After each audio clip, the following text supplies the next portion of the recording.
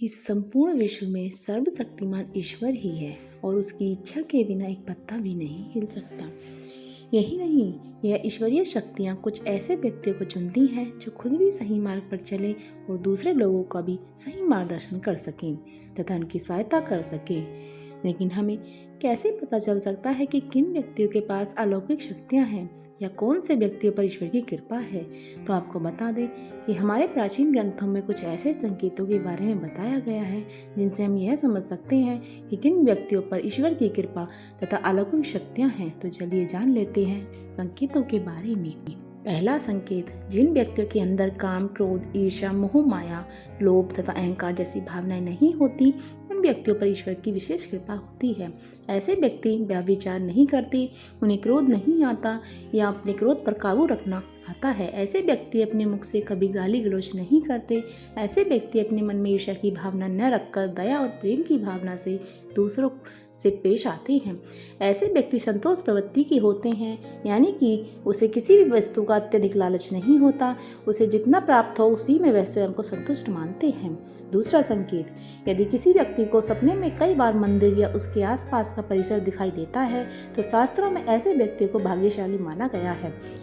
जिन व्यक्तियों को अपने सपने में ईश्वर का बार बार साक्षात्कार हो, उन्हीं व्यक्तियों के पास ईश्वरीय शक्तियाँ जुड़ी होती हैं। भगवान ऐसे व्यक्ति को कुछ विशिष्ट संकेत भी दे सकते हैं जिनसे वह व्यक्ति समझ सकता है कि अलौकिक शक्तियाँ हर कदम पर उनके साथ हैं।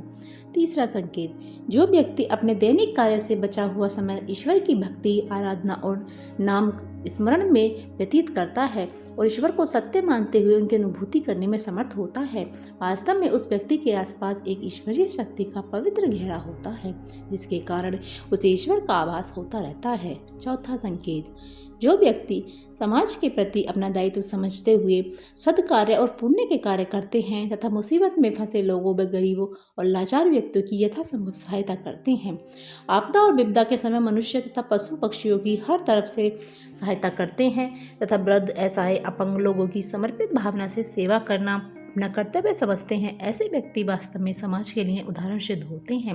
लेकिन आपको यह बता दें कि हर कोई व्यक्ति यह काम नहीं कर सकता। यह काम केवल वही व्यक्ति करते हैं जिन व्यक्ति के ऊपर भगवान की विशेष कृपा होती है।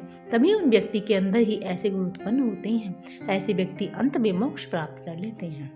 पांचवा संकेत, ईश्वरीय कृपा प्राप्त व्यक्तियों में एक अनोखी शक्ति भी होती है और वह शक्ति है पूर्वाभास। पूर्वाभास यानी कि भविष्य में होने वाली किसी विशिष्ट घटना का पहले ही आभास हो जाना।